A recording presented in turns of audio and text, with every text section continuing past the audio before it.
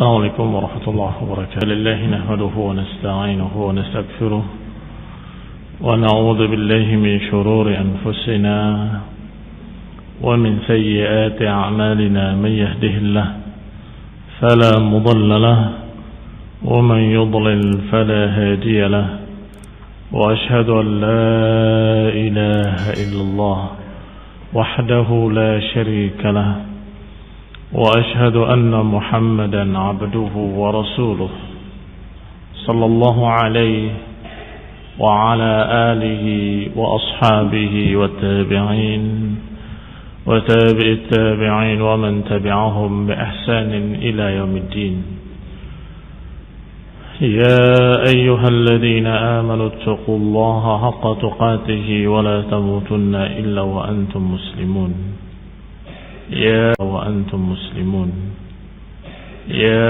أيها الناس اتقوا ربكم الذي خلقكم من نفس واحدة وخلق منها زوجها وبث منهما رجالا كثيرا ونساء، واتقوا الله الذي تساءلون به والأرحام إن الله كان عليكم رقيبا. يا أيها الذين آمنوا اتقوا الله وقولوا قولا سديدا يصلح لكم أعمالكم ويغفر لكم ذنوبكم، ومن يطع الله ورسوله فقد فاز فوزا عظيما. أما بعد، فإن خير الحديث كتاب الله، وخير الهدي هدي محمد صلى الله عليه وعلى آله وسلم، وشر الأمور محدثاتها، فإن كل محدثة بدعة وكل بدعة ضلالة وكل ضلالة في النار. Ikhwani fi din, a'azakumullah. Sebagaimana kita bahas kemarin, bahwasanya permasalahan di Madinah adalah menghadapi orang-orang Yahudi. Berbeda dengan keadaan di Mekah menghadapi orang-orang Quraisy, kaum musyrikin. Sekarang menghadapi orang-orang kafir, tetapi dalam keadaan mengenali kitab-kitab terdahulu, khususnya Taurat. Di antara mereka adalah Bani Qainuqa, Bani Nadir, Bani Quraidah, Bani Khaybar. Ditambah lagi selain Yahudi yang hakiki, Yahudi yang asli memang turunannya Ab'an Jad, dari nenek moyang mereka, juga bergabung bersama mereka orang-orang Aus dan Khazraj yang mutahawwidun, yang ke-Yahudi-Yahudian, membela mereka, mendukung mereka, padahal mereka musyrikin tadinya. Mereka bergabung dalam barisan para munafikin. Jadi orang-orang munafikin adalah orang-orang Arab yang ada di Madinah, mungkin dari Aus atau dari Khazraj, tetapi mereka lebih mencintai orang-orang Yahudi daripada kaum muslimin. Sudah sebutkan di antara tokoh-tokohnya seperti Huyai ibn Akhtab, tokoh Yahudi, Abu Yasir ibn Akhtab, dan juga Judai ibn Akhtab. Tiga-tiganya satu bersaudara atau satu keluarga. Semuanya anaknya Akhtab, Huyai ibn Akhtab, dan juga Abu Yasir ibn Akhtab, dan Judai ibn Akhtab.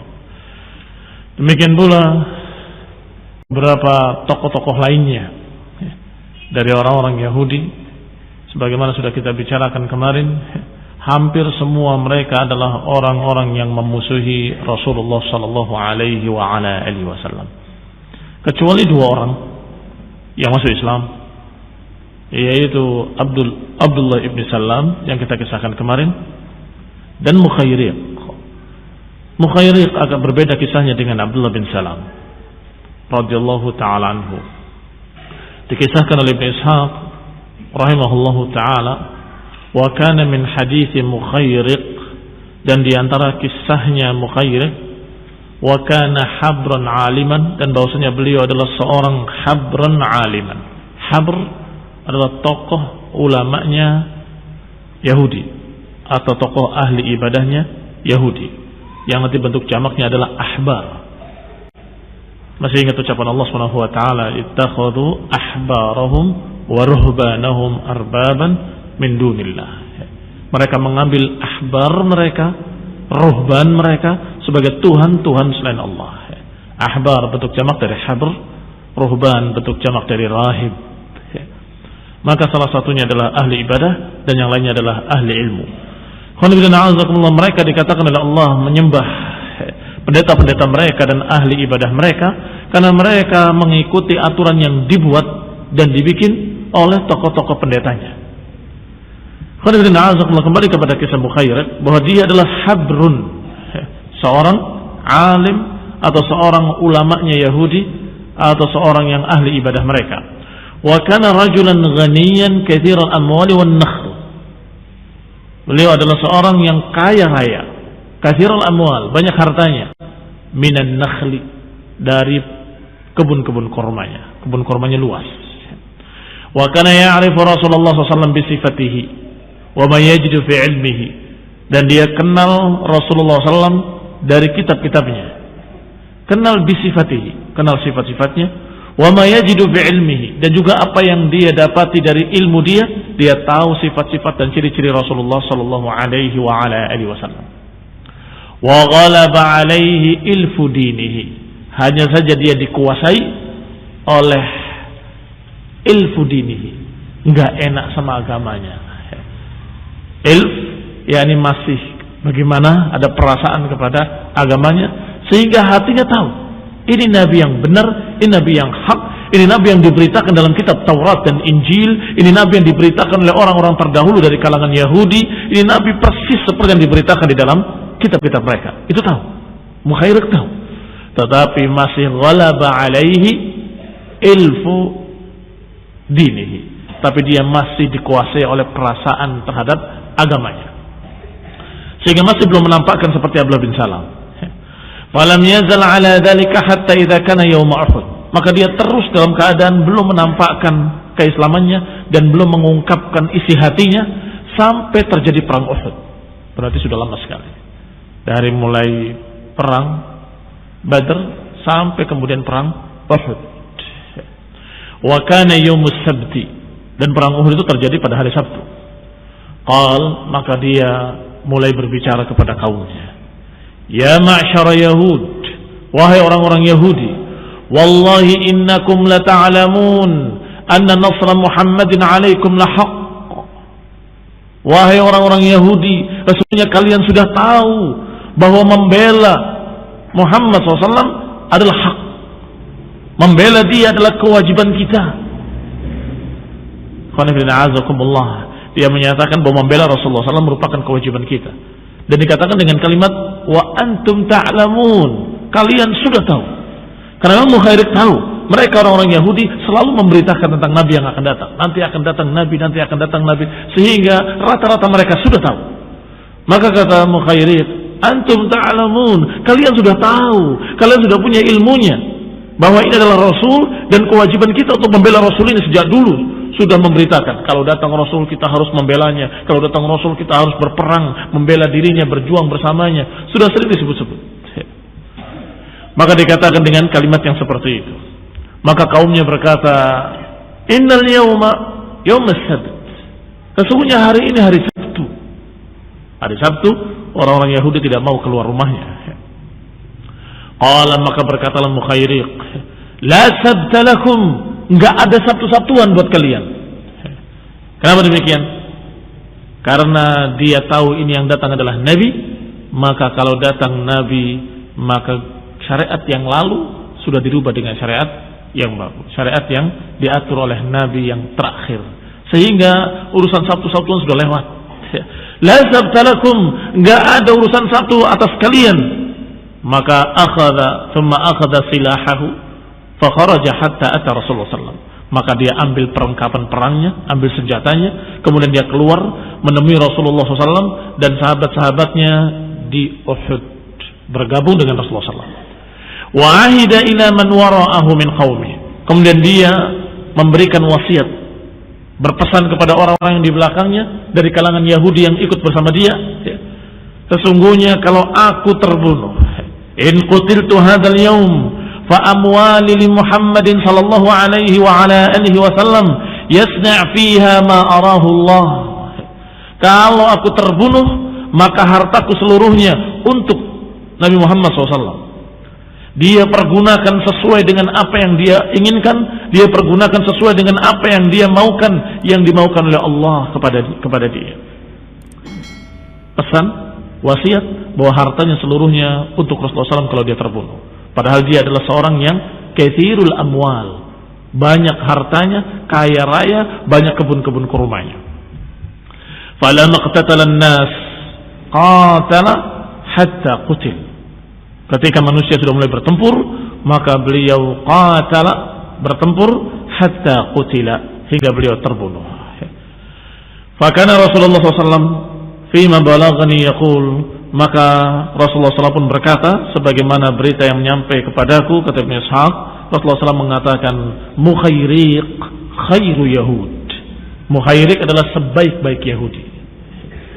Wa qabada Rasulullah sallallahu alaihi wa ala alihi wasallam amwalahu, maka Nabi pun mengambil seluruh hartanya sesuai dengan wasiatnya. Fa'ammatu sadaqati Rasulullah SAW bil Madinah minha, maka kebanyakan nafkah Rasulullah SAW dan semua keperluan-keperluan Rasulullah, keperluan dakwah, semuanya hampir semuanya dari hartanya Mukhayriq tadi, peninggalan hartanya Mukhayriq. Maka dikatakan Mukhayriq khairu Yahud. Allah Ta'ala a'lam. Qala Ibnu Ishaq, berkata Ibnu Ishaq, haddatsani Abdullah ibn Abi Bakr ibn Muhammad ibn Amr ibn Hazm, qala huddithu an Safiyah. Kata Ibnu Ishaq menyampaikan kepadaku Abdullah ibn Abi Bakr ibn Muhammad ibn Amr ibn Hazm, dia berkata, huddithu an Safiyah, aku diberitakan dari Safiyah bintu Huyai ibn Akhtab. Safiyah binti Huyai ibn Akhtab. Safiyah anaknya Huyai ibn Akhtab. Tadi sudah kita sebutkan Huyai ibn Akhtab dengan Judai ibn Akhtab dengan Abu Yasir ibn Akhtab adalah tiga tokoh Yahudi yang betul-betul memusuhi Rasulullah SAW dan memusuhi kaum muslimin. Tapi salah satu anaknya Safiyah adalah nantinya menjadi istri Rasulullah Sallallahu Alaihi Wasallam. Maka Safiyah menceritakan kejadian tentang bapaknya. Anaha qalat, dia berkata, kuntu ahabba waladi abi ilaihi, aku adalah anak paling disayang oleh ayahku. Wa ila ammi Abi Yasir, dan yang paling disayangi oleh pamanku Abu Yasir, Abu Yasir bin Akhtab, saudaranya Huyai bin Akhtab. Lam alqahuma qattun ma'a waladin lahuma illa akhadhani dunahu. Tidaklah aku menemui keduanya dalam keadaan ada di sisinya anak-anak lain, kecuali pasti keduanya mengangkat aku dan mengambil aku, karena paling disayang. Qalat, berkata Safiyah radhiyallahu taala anha, falamma qadima Rasulullah sallallahu alaihi al-Madinah, ketika Rasulullah sallallahu datang ke Madinah, wa nazala bi Quba, dan singgah di Quba, fi Bani Amr, di keluarga suku Bani Amr ibn Auf, ghada alaihi abi, maka pagi-pagi sekali ayahku berangkat ke Kuba.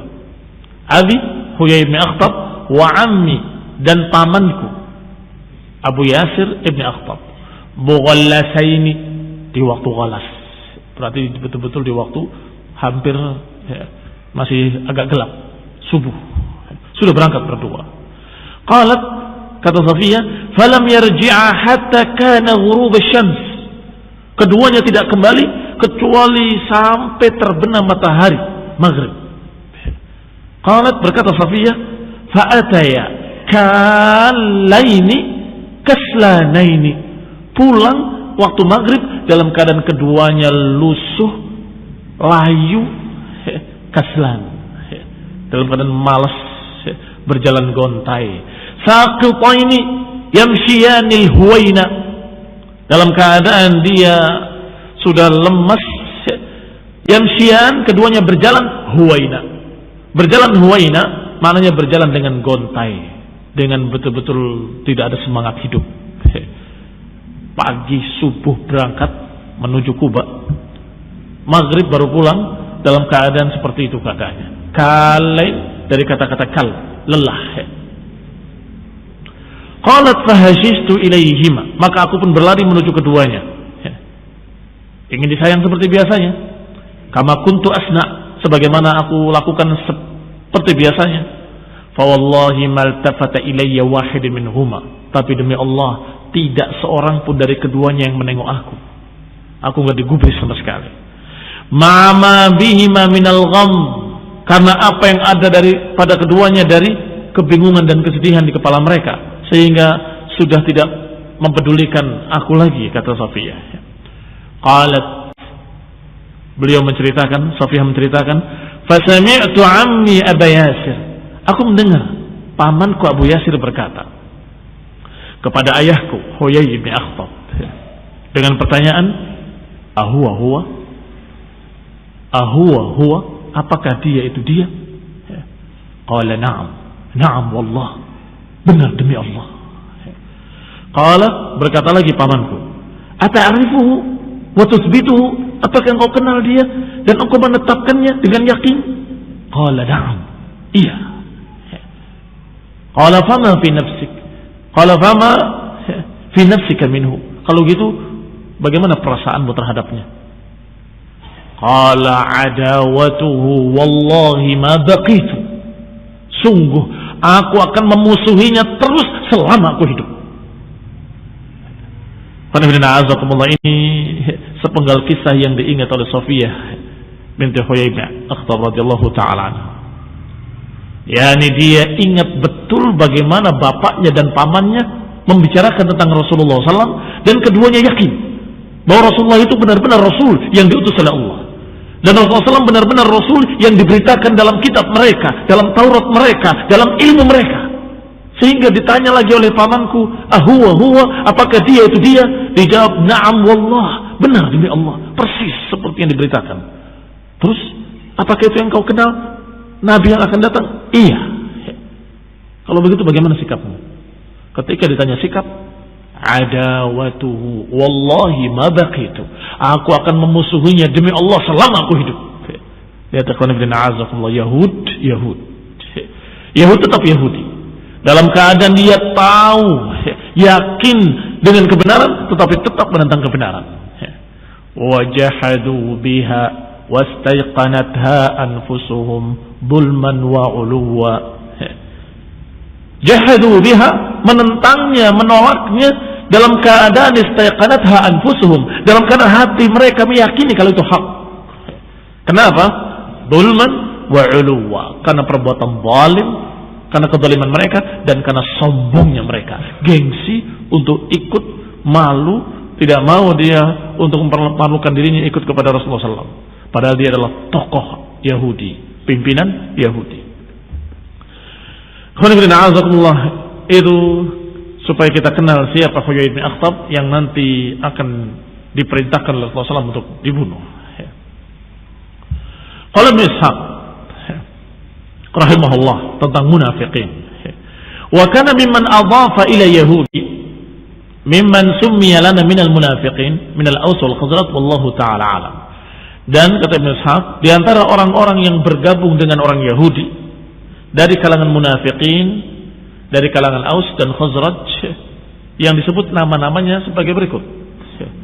Dari kalangan Aus ada seorang dari Bani Amr ibni Malik ibni Aus. Kemudian dari Bani Laudan ibni Amr ibni Auf, dan kemudian dari mereka ada Zuwa ibn al-Harith, atau Zuwai ibn al-Harith. Dari Bani Habib ibni Amr ibni Auf ada seorang juga munafik yang bernama Julas. Namanya sudah ngikut namanya Yahudi, padahal dia bukan Yahudi. Julas Ibn Suwaidin Ibn Samit dan saudaranya Harith. Julas adalah seorang yang kana mimman takhallafa an Rasulullah SAW, seorang yang waktu itu tidak ikut berperang bersama Rasulullah SAW dalam perang Tabuk. Kemudian dia berkata, la in kana hadzal rajul sadiqan la nahnu syarrun minal humur, kalau orang ini benar di atas kebenaran, sungguh kami ini lebih jelek daripada keledai-keledai, kata Julas. Farafa'a dzalika min qawlihi ila Rasulullah sallallahu. Maka ucapannya disampaikan kepada Rasulullah sallallahu oleh seseorang yang bernama Umair ibn Sa'ad, salah seorang mereka juga. Wa kana fi hijri Julas khalfahu ala ummihi ba'da abih. Karena dia dalam satu keluarga bersama Julas dari ibunya dan bapaknya, sehingga dia tahu ucapannya dan dia sampaikan kepada Rasulullah sallallahu. Faqala lahu Umair ibn Sa'ad, "Wallahi ya Julas, innaka la habban nas ilayya wa ahsanahu 'indi yadan wa 'azzu 'ala an yusibahu shay'un yakrahu wa laqad qulta maqalatan la in rafa'tuha 'alayka la afdahannak." Kata Umair kepada Julas, "Demi Allah wahai Julas, sesungguhnya engkau adalah orang yang paling aku cintai dan orang yang paling baik hubungannya dengan aku, dan engkau adalah orang yang paling mulia, yang paling tidak pantas untuk ditimpakan kepadamu sesuatu yang kau tidak sukai. Walaqad qulta maqalatan, tetapi engkau telah berkata dengan satu ucapan yang kalau aku bawa ucapan itu aku sampaikan kepada Rasulullah SAW, niscaya la afdahannak, niscaya akan dipermalukan engkau dan akan jatuh rendah. Wala in samattu, tetapi kalau aku diam, la yahlakanna dini, kalau aku diam hancur agamaku." Lihat, sahabatnya, teman dekatnya, orang yang sesungguhnya hubungannya sangat dekat dengan Julas, tetapi karena dia masih punya agama, masih punya iman, dia berkata, "Ya Julas, memang engkau adalah orang yang paling baik, orang yang paling aku cintai, orang yang paling baik hubungannya dengan aku, yang paling banyak bantuannya kepada aku, dan aku paling tidak ingin menimpakan kejelekan kepadamu atau menimpakan sesuatu yang kau tidak sukai. Sungguh tidak akan aku menimpakan kepadamu sesuatu yang tidak kau sukai. Tetapi engkau telah berbicara dengan sesuatu yang kalau aku sampaikan kepada Rasulullah SAW, niscaya engkau akan jatuh rendah, dipermalukan, yakni ketahuan nifaknya. Tapi kalau aku tidak menyampaikan, aku yang akan rusak agamaku." Lihat, beliau antara dua perkara. Kalau menyampaikan, temannya akan jatuh. Kalau tidak disampaikan, agamanya yang rusak. Pilih yang mana? Pilih temannya yang jatuh atau pilih agamanya yang rusak? Tentunya agama lebih dipentingkan. Wali ihdahuma aisar alayya minal ukhra. Kata Umair ibn Sa'ad, sungguh salah satunya lebih ringan bagiku daripada yang lain. Salah satunya lebih ringan daripada yang lain. Yang lebih ringan tentunya adalah menyampaikan pada Rasulullah SAW, dan Allah mempermalukan Julas. Tidak peduli walaupun itu temanku, saudaraku, orang yang paling dekat denganku. Thumma masya ila Rasulullah sallallahu alaihi wa ala alihi wasallam. Kemudian berjalanlah Umair kepada Rasulullah SAW, kemudian dzakara lahu maqala Julas, menyampaikan kepadanya apa yang dikatakan oleh Julas, bahwa Julas menyatakan bahwa apa yang dikatakan oleh Rasulullah SAW atau apa yang dibawa oleh Nabi ini bukan kebenaran. Kalau saja dibawanya adalah hak, niscaya kita ini lebih rendah daripada keledai-keledai, lebih jelek daripada keledai. Ketika disampaikan kepada Rasulullah SAW, maka dipanggillah Julas. Ternyata halafa Julas billahi li rasulihi sallallahu alaihi wasallam, laqad kadzaba alayya Umair. Ternyata Julas berdusta, bersumpah dengan nama Allah Subhanahu wa taala dengan sumpah yang besar, demi Allah ya Rasulullah, sungguh Umair berdusta atas namaku, sungguh dia menuduhku dengan dusta, aku tidak mengucapkan apa-apa. Wa ma qultu ma qala Umair bin Sa'ad, sungguh aku tidak mengucapkan apapun apa yang diucapkan, apa yang diberitakan oleh Umair, itu aku tidak mengucapkannya sama sekali. Wallahi, demi Allah. Astagfirullahaladzim. Berani bersumpah dengan nama Allah, bersumpah dengan nama Allah untuk sesuatu yang dusta. Fa anzalallahu azza wa jalla fihi, maka Allah pun menurunkan ayatnya, yahlifuna billahi ma qalu walaqad qalu kalimatal kufri. Sungguh mereka bersumpah dengan nama Allah atas apa yang mereka katakan. Walaqad qalu kalimatal kufri, padahal mereka sudah mengucapkan kalimat-kalimat kufur. Wa kafaru ba'da islamihim, dan mereka telah kafir setelah keislaman mereka. Karena mereka berpura-pura masuk Islam tadinya, tetapi dengan ucapan kufur tadi mereka kembali kafir lagi. Kafaru ba'da islamihim, mereka kafir setelah Islam mereka. Wa hammu bima lam yanalu, mereka menginginkan sesuatu yang mereka tidak akan mendapatkannya. Mereka menginginkan sesuatu yang mereka tidak akan mendapatkannya. Wa ma naqamu illa an aghnahumullahu wa rasuluh. Tidaklah mereka membalas dengan kejelekan kecuali karena mereka diberi kecukupan oleh Allah dan Rasulnya. Menggambarkan betapa jahatnya para munafikin, betapa jeleknya perangai munafik. Karena Allah katakan mereka berbuat seperti itu, ucapan-ucapan jahat, ucapan-ucapan kufur, justru karena Allah beri kecukupan pada mereka, dan Rasulullah SAW memberikan kecukupan pada mereka, memberikan dakwah pada mereka, bimbingan-bimbingan yang baik untuk mereka, menyelamatkan mereka dari api neraka, justru dibalas dengan kejelekan. Air susu dibalas dengan air tuba. Illa an aghnahumullahu wa rasuluhu min fadlih. Mereka tidaklah berbuat seperti itu kecuali karena Allah berikan kecukupan pada mereka dan Rasulullah juga memberikan pada mereka kebaikan min fadlihi. Fa in yatubu yaku khairan lahum. Kalau mereka mau taubat, niscaya akan baik buat mereka. Kalau mau taubat, maka akan baik buat mereka. Ini menunjukkan munafik pun diharapkan taubat. Allah masih menyatakan tentang munafik ini, kalau mereka mau taubat, maka itu akan baik buat mereka. Wa in yatawallaw yu'adzibhumullahu 'adzaban alima. Tetapi kalau mereka berpaling, menolak, maka niscaya Allah akan mengadab mereka dengan adab yang pedih di dunia wal akhirah, di dunia dan di akhirat. Wa ma lahum fil ardi min waliyyin wala nasir. Dan mereka di dunia ini tidak memiliki pembela, enggak memiliki penolong. Demikian ucapan Allah Subhanahu wa taala dalam surat At-Taubah ayat ke-74. Ini diriwayatkan tentang Julas yang mengucapkan bahwasanya kalau saja yang dibawa oleh Nabi itu hak, berarti kita ini lebih rendah daripada keledai-keledai. Kenyataannya yang dibawa oleh Rasulullah SAW adalah hak. Apakah berarti mereka lebih rendah dari keledai-keledai? Apakah para sahabat lebih rendah dari keledai-keledai? Tidak, demi Allah. Justru Julas yang seperti itu keadaannya. Termakan ucapannya sendiri. Qala Ibnu Hisham rahimahullah, al-alim adaban alima dengan hamzah. Alim maknanya adalah muji'. Muji' menyakitkan. Qala Durrummah yasifu ibilan.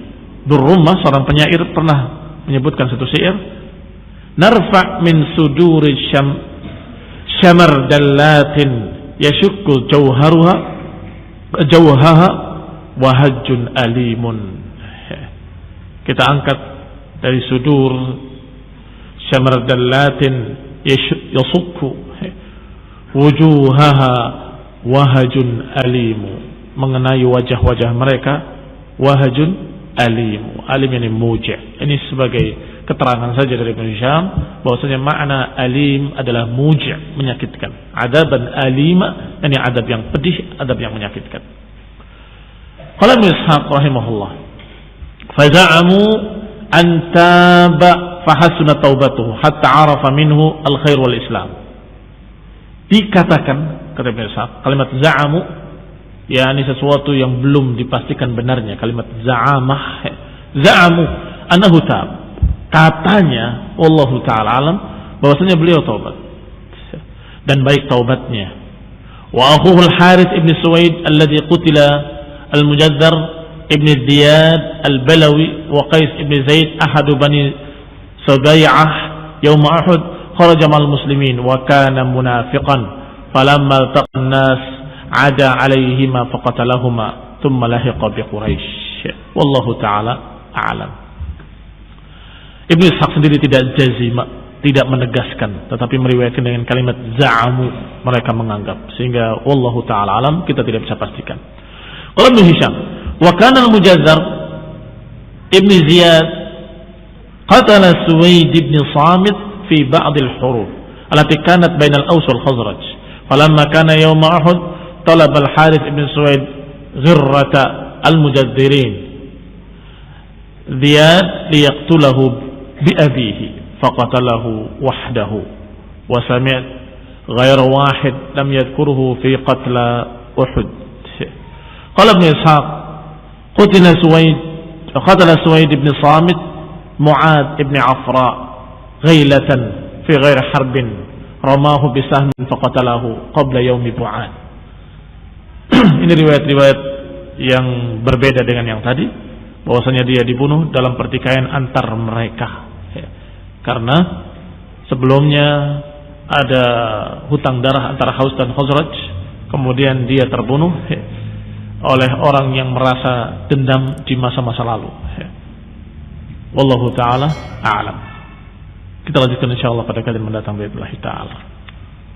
Subhanakallahumma hamdik asyhadu an la ilaha illa anta astaghfiruka wa atubu ilaik. Wassalamualaikum warahmatullahi wabarakatuh.